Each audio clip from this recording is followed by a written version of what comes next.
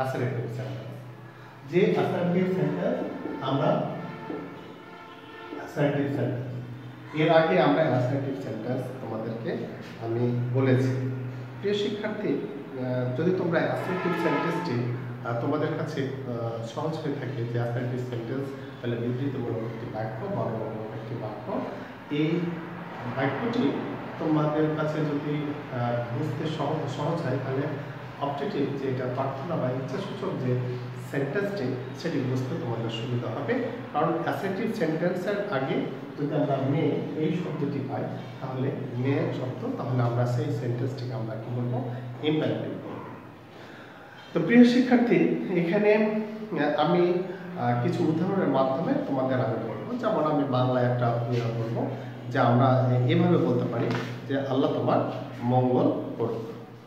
তারপরে আমাদের রাষ্ট্রপতি দীর্ঘজীবী হোক, আমাদের রাষ্ট্রপতি দীর্ঘজীবী হোক। এই যে আমি কথা বলি, আল্লাহ তোমার মঙ্গল করুক, রাষ্ট্রপতি দীর্ঘজীবী হোক, তুমি জীবনে উন্নতি লাভ করো, এই যে কথাগুলা, তারপরে আল্লাহ তোমাকে মনোবাসনা পূর্ণ করুক, আল্লাহ আল্লাহ তোমার মনোবাসনা পূর্ণ করুক, তুমি দীর্ঘজীবী হও, এই যে কথাগুলা বললাম, এগুলো কিন্তু প্রত্যেকটা কি বলছে, ইচ্ছা বলছে অথবা প্রার্থনা করা হচ্ছে।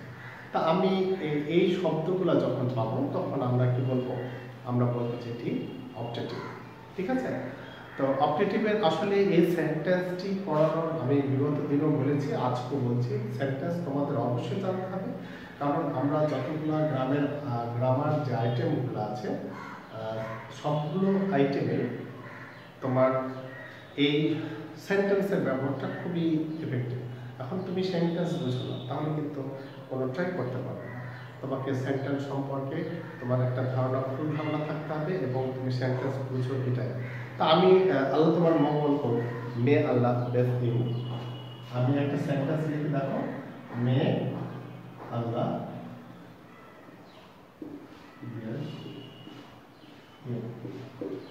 দেখো, আমি এই যে সেন্টেন্স আল্লাহ তোমার মঙ্গল করুক, এই যে আমি সেন্টেন্সটা লিখেছি, এই সেন্টেন্সটা তোমার অবশ্যই তোমাকে দেখে বুঝতে হবে এবং অর্থ বুঝতে হবে।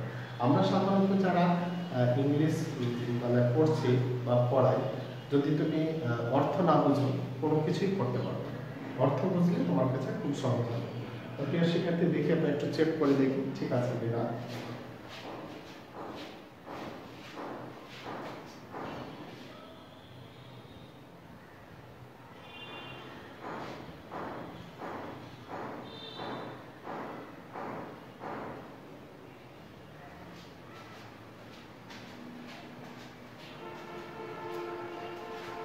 আশা করছি তোমরা মনে হয় আমার কথা শুনতে পাচ্ছ, সাথে সাথে লেখাটাও বুঝতে পারছো। হয়তো খুব স্বচ্ছ বা কথা, তোমরা একটু যদি কথা আমার কম শুনতে পাও, সেক্ষেত্রে তোমরা ইয়ারফোন দিয়ে একটু শুনবে, তাহলে সুবিধা হবে। আমার একটু যান্ত্রিক সমস্যা হতে পারে। আমি একটা উদাহরণ বলেছি, মে আল্লাহ ব্লেস ইউ। আমি আরেকটা উদাহরণ বলি, দেখো, মে you prosper in life, prosper in life। দেখো, আমি বললাম যে এই ক্লাসের পরে অ্যাসার্টিভ সেন্টেন্স হবে। দেখো, অ্যাসার্টিভ সেন্টেন্স হয়ে আছে। তোমরা একটু যদি মনোযোগ সহকারে দেখো, তাহলে তোমরা এই অপটেটিভ সেন্টেন্সটা করতে পারো। তাহলে আরেকটি লং দিয়েও কিন্তু কি হয়, লং লিভ আওয়ার প্রেসিডেন্ট। আমি আরেকটা সেন্টেন্স দেখবো, long live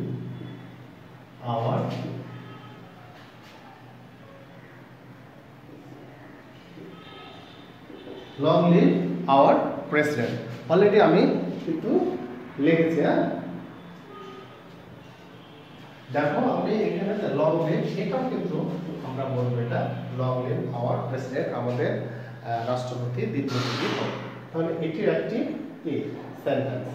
তাহলে তোমরা বুঝতে পেরেছো যে অবজেক্টিভ সেন্টেন্স হলো কি, এটা হচ্ছে যে প্রার্থনা বা ইচ্ছাসূচক একটি বাক্য, যে বাক্যটার মধ্যে প্রার্থনা অথবা ইচ্ছা প্রকাশ করবে। ক্লিয়ার? আমি ইংরেজি সেখানে লেখার ক্ষেত্রে আমি বললাম বাংলা আমি তোমাকে বলেছি আল্লাহ তোমার মঙ্গল করুক, তুমি দীর্ঘজীবী হও, তোমার আল্লাহ তোমার মনোবাসনা পূরণ করো। এই যে সেন্টেন্সগুলো আমি বলছি সেই সেন্টেন্সগুলাই কিন্তু কি প্রার্থনা বা ইচ্ছা প্রকাশ করছে। আমি এখানে 3টি সেন্টেন্সের মাধ্যমে আমি তোমার বোঝানোর চেষ্টা করেছি যে may Allah bless you, may you prosper in life, আর long live our president, long live our head teacher. এই যে সেন্টেন্সগুলো আমি বলছি সেই সেন্টেন্সগুলো তোমরা প্রত্যেকেই এই সেন্টেন্সগুলো অবজেক্টিভ তোমাদের বাড়ির যে কাজ হোমওয়ার্ক সেই কাজটি হচ্ছে এই সেন্টেন্স অবজেক্টিভ সেন্টেন্স 10টি সেন্টেন্স তোমরা অলরেডি লিখবে। ঠিক আছে প্রিয় শিক্ষার্থী, যদি 10টি সেন্টেন্স তোমরা যদি লিখো এবং বাংলা লিখবে, সাথে সাথে কি করবে, সাথে সাথে ইংলিশটাও লিখবে, দিয়ে তুমি মুখস্থ করে নেবে, তাহলে তোমার ওই মেমোরিতে রাখবে। তাহলে তোমার কাছে খুব সহজ মনে হবে যে কীভাবে অবজেক্টিভ সেন্টেন্সগুলো ইচ্ছা বা প্রার্থনা প্রকাশ করছে। তো প্রিয় শিক্ষার্থী, আমার মনে হয় তোমরা আমার কথা বুঝেছো এবং বাড়ির কাজটাও বুঝেছো যে বাড়ির কাজটা কিভাবে করতে হবে। এবং আমি কখন এটা স্কুল যখন তোমাদের ওপেন হবে বললাম হবে তখন আমি সেটা তোমাদের কাছ থেকে নেব। এরপরে আমি তোমাদের এক্সক্লেমেটরি সেন্টেন্স, যেটি খুবই একটি গুরুত্বপূর্ণ সেন্টেন্স, সেটা আমি তোমাদের একটু বলবো।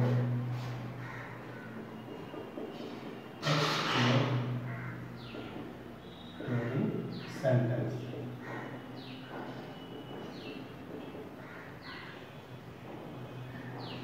এক্সক্লেমেটরি সেন্টেন্স তোমরা যেটা এক্সক্লেমেটরি সেন্টেন্স একটু তোমাদেরকে সেটা বুঝতে হবে। এক্সক্লেমেটরি সেন্টেন্সটা, এই এক্সক্লেমেটরি সেন্টেন্স খুবই গুরুত্বপূর্ণ। তোমাদের জানতে হবে বিভিন্ন আইটেম যে আছে গ্রামারের, সেই আইটেমে কিন্তু এক্সক্লেমেটরি সেন্টেন্স অনেক প্রশ্ন আসবে। ধরো তুমি ন্যারেশন শিখবা, সেখানে এক্সক্লেমেটরি সেন্টেন্স ইম্পর্টেন্ট আসবেই। চেঞ্জিং সেন্টেন্স থেকে তো একটা আসবেই। তোমার যে কোনো একটা প্যারাগ্রাফ বলো, প্যাসেজ বলো, যে কোনো জিনিসে কিন্তু এক্সক্লেমেটরি সেন্টেন্সের ব্যাপারটা খুবই গুরুত্বপূর্ণ। তো এখন আমি এক্সক্লেমেটরি সেন্টেন্স যেটা মনের যে আকস্মিক ভাব, আবেগ, যেমন সেটা হতে পারে দুঃখ, কষ্ট, আনন্দ, বেদনা, উত্তেজনা, এই যে আবেগগুলো আছে সেগুলো কিন্তু প্রকাশ করে। আর সেই সেন্টেন্সটাকে আমরা কি বলবো, আমরা বলবো যে এক্সক্লেমেটরি সেন্টেন্স। সেই সেন্টেন্সটাকে আমরা কি বলবো, এক্সক্লেমেটরি সেন্টেন্স। আমরা যদি এমনি একটা বলি যে হাই লোকটি মারা গিয়েছে, তাহলে হাই লোকটি মারা গেছে এটা একটা আমরা দুঃখ প্রকাশ করছি। আবার যদি বলি যে একটা আনন্দ প্রকাশ করি যে হুররা our team has one the match, our team has won the match। এই যে সেন্টেন্সগুলো আমি বলছি, এই সেন্টেন্সগুলো কিন্তু কি বলে এক্সক্লেমেটরি সেন্টেন্স। আবার এরকম বলতে পারি the how beautiful the bird is, how beautiful the bird is, এটাও কিন্তু একটা কি এক্সক্লেমেটরি, পাখিটি কত সুন্দর। আমরা এ ধরনের যদি বাক্য বলি তাহলে কিন্তু এটাকে আমরা কি বলবো, exclamatory. How man the great is, এই ধরনের বাক্য আমরা এক্সক্লেমেটরি সেন্টেন্সের ক্ষেত্রে আমরা ব্যবহার করব। তো আমরা কিছু উদাহরণের মাধ্যমে সেটা আমরা বলার চেষ্টা করব। সেটা তোমরা একটু মনোযোগ সহকারে যদি শুনো তাহলে তোমাদের কাছে খুব সহজ হবে।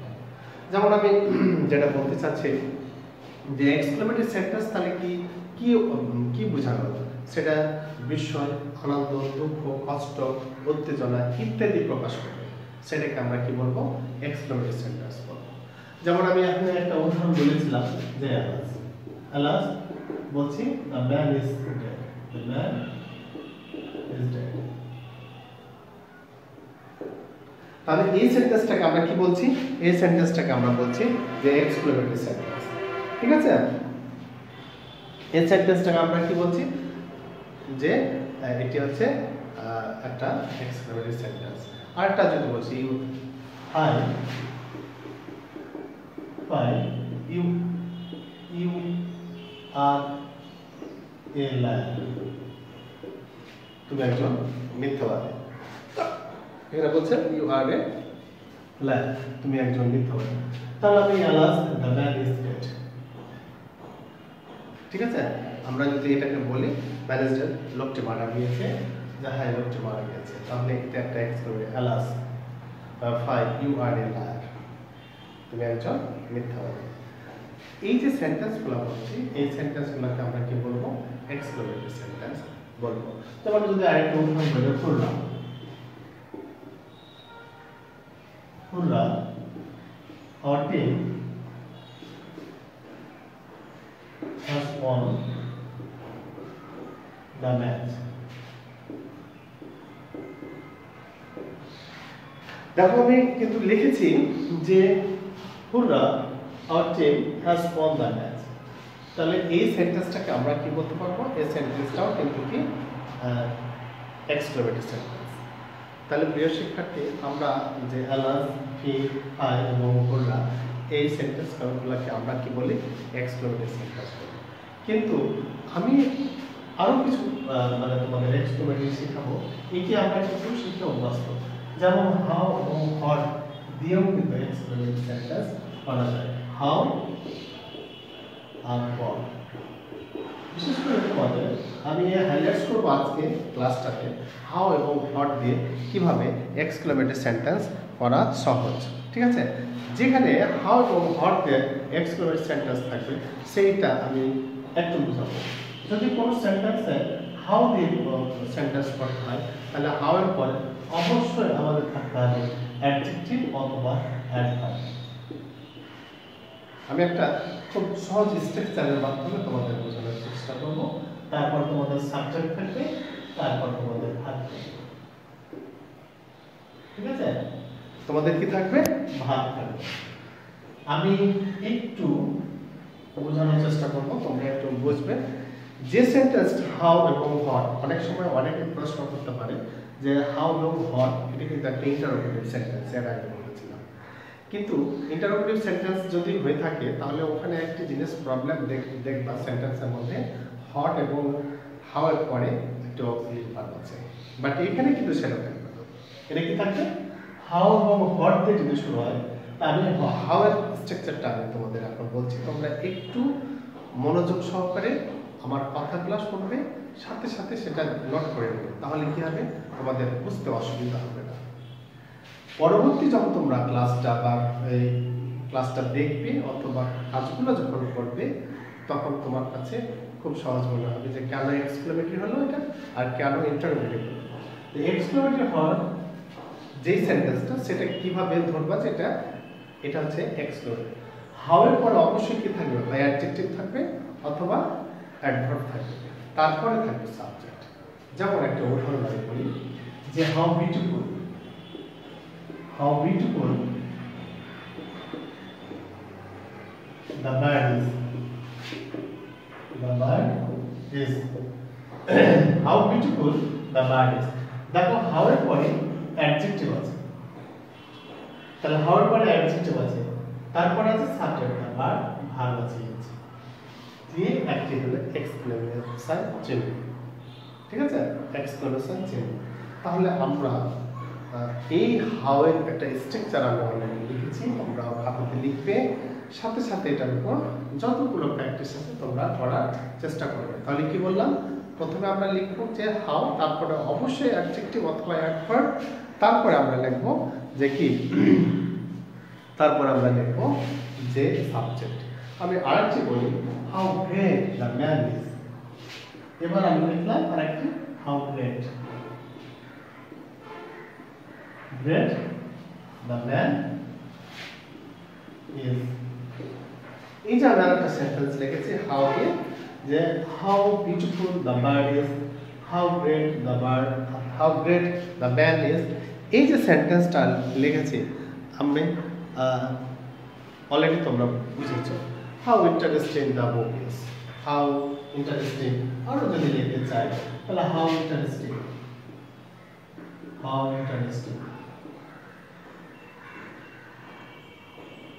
Interesting the book is। প্রিয় শিক্ষার্থী, আমার মনে হয় তোমরা যারা অনলাইনে আছো তোমরা নিশ্চয়ই তোমার রোল নাম্বার লিখছো এবং কমেন্ট হিসেবে লিখছো। এখানে আমি অলরেডি হাউ এর ব্যবহার বলেছি এক্সক্লেমেটরি সেন্টেন্সে, যে হাউটা আমি কীভাবে বুঝবো এবং ইন্টারোগেটিভের সাথে যেন সংঘর্ষিক না হয়, ইন্টারোগেটিভকে যেন আমরা এক্সক্লুসিভ না বলি আর এক্সক্লুসিভকে যেন ইন্টারোগেটিভ না বলি, সেটা কিন্তু আমি একটা স্ট্রাকচারের মাধ্যমে বোঝানোর চেষ্টা করেছি। যে হাউ, তোমরা নিশ্চয়ই বুঝছো যে হাউয়ের পরে অবশ্যই অ্যাডজেক্টিভ অথবা অ্যাডভার্ব। অলরেডি আমি 3টি এক্সাম্পল তোমাদের হোয়াইট বোর্ডে আমি দিয়েছি, তোমরা যারা অনলাইনে আছো অবশ্যই এটা লিখবে এবং সাথে সাথে সেটা প্র্যাকটিসও করবে। তারপর হাওয়ার পরে অ্যাডজেক্টিভ আছে, হাওয়ার পরে অ্যাডজেক্টিভ, তারপর সাবজেক্ট আর ভার্ব, তারপর হাওয়ার পরে ডেট আছে, ঠিক আছে, তারপরে আছে সাবজেক্ট আছে, তারপরে আছে হাওয়ার পরে ইন্টারেস্টিং আছে, অ্যাডজেক্টিভ আছে, তারপরে ম্যাম, তারপরে আছে বুক, তারপরে আছে ভার্ব। এই যে আমি স্ট্রাকচারটা দেখো, 3টি স্ট্রাকচার, একটা স্ট্রাকচার 3টি উদাহরণ, তোমরা সেটা বুঝতে পেরেছ। আশা করছি হাওয়ার ব্যবহার নিয়ে আর কোনো সমস্যা থাকার কথা। এবার আমরা হটের ব্যবহার নিয়ে কথা বলব। এবার আমরা কিসের ব্যবহার নিয়ে কথা বলবো? হটের ব্যবহার নিয়ে কথা বলবো। তোমরা যদি একটু মনোযোগ দাও তাহলে হটটাও তোমাদের কাছে খুব সহজ হবে। দেখো হট দিয়েও কিন্তু ইন্টারোগেটিভ হয়, কিন্তু এইগুলো থাকলে এটা এক্সক্লেমেটরি সেন্টেন্স হবে। হটের পরে এ অথবা ক্যান যদি থাকে, এ অথবা ক্যান যদি থাকে তাহলে আমরা অবশ্যই বলবো। তারপরে আমরা থাকতে হবে অ্যাডজেক্টিভ অবলিক অ্যাডভার্ব, ঠিক আছে, তারপরে থাকবে সাবজেক্ট, তারপরে থাকবে ভার্ব, ঠিক আছে।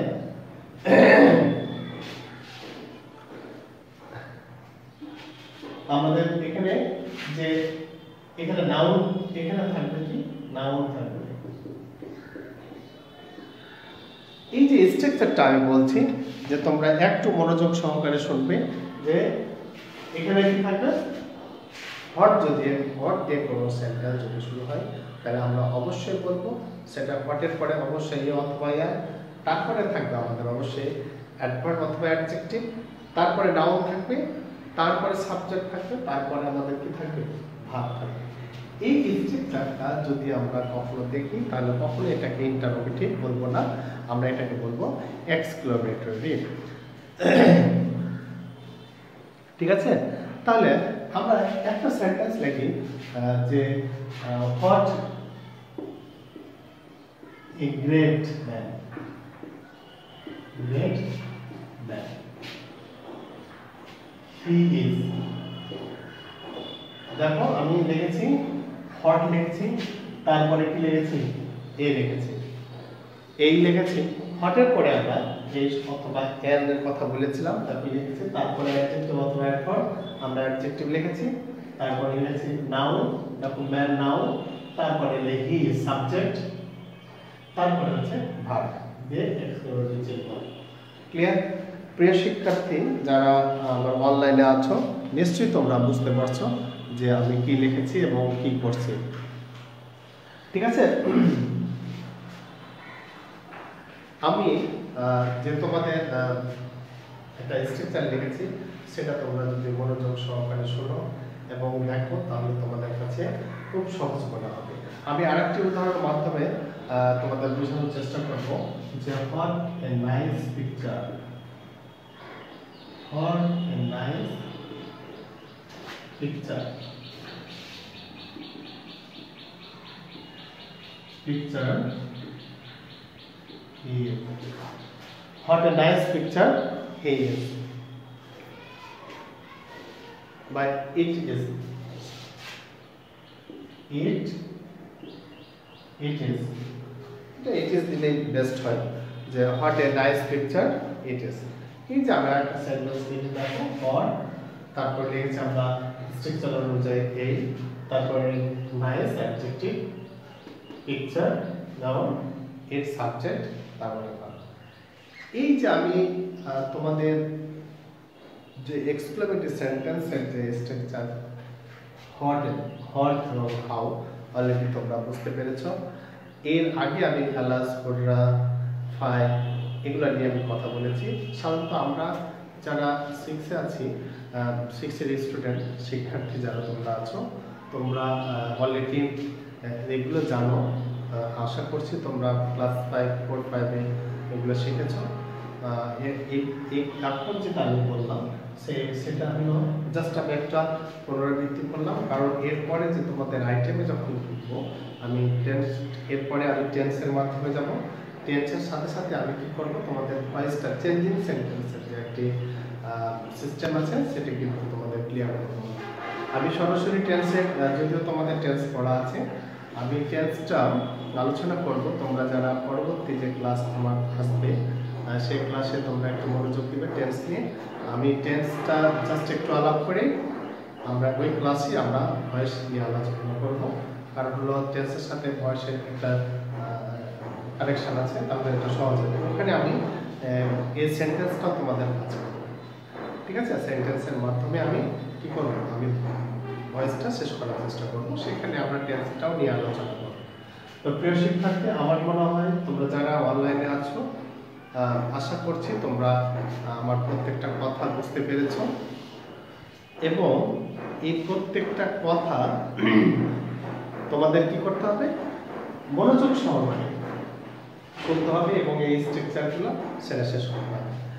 এখন তোমাদের আমি যে বাড়ির কাজ এর আগে যেটা দিয়েছিলাম, এই সেন্টেন্সটাও তোমরা কম করে 10টা, যত উপরে পারবা তত ভালো, 10টা সেন্টেন্স লিখবা, সেটা বাংলা লিখবা, সাথে সাথে ইংরেজি লিখবা।